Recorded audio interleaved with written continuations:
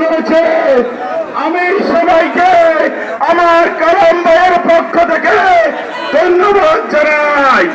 প্রিয় নেতৃবৃন্দ, আপনারা জানেন আজকের মঞ্চে যিনি আছেন আমাদের সকলের প্রিয় অভিভাবক লাকসাম উপজেলা বিএনপির সম্মানিত আহ্বায়ক জননেতা আব্দুর রহমান বাদল ভাই।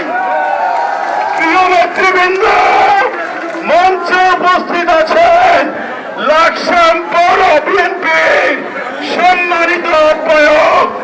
যখন যাই তখন পাই প্রিয় নেতা মানু ভাই।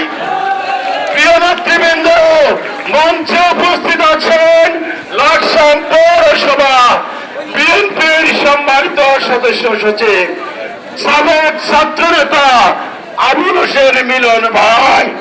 প্রিয় নেতৃবৃন্দ, মঞ্চে উপস্থিত আছেন সাবেক যুবদল নেতা আফজাল কপিল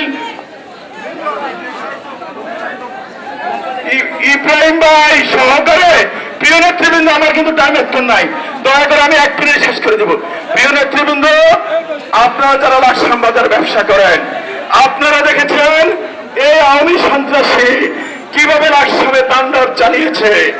এই তাণ্ডব থেকে রেহাই পেতে হলে ছাত্রদল যুবদলকে বাংলাদেশ গড়ার দায়িত্ব নিতে হবে। প্রিয় নেতৃবৃন্দ, আপনারা কি সন্ত্রাস চান?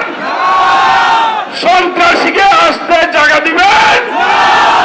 সবাই স্ব জায়গা থেকে সজাগ থাকবেন, লাকসাম বাজারকে সুরক্ষিত রাখবেন। এই বলে আমি আমার বক্তব্য শেষ করছি।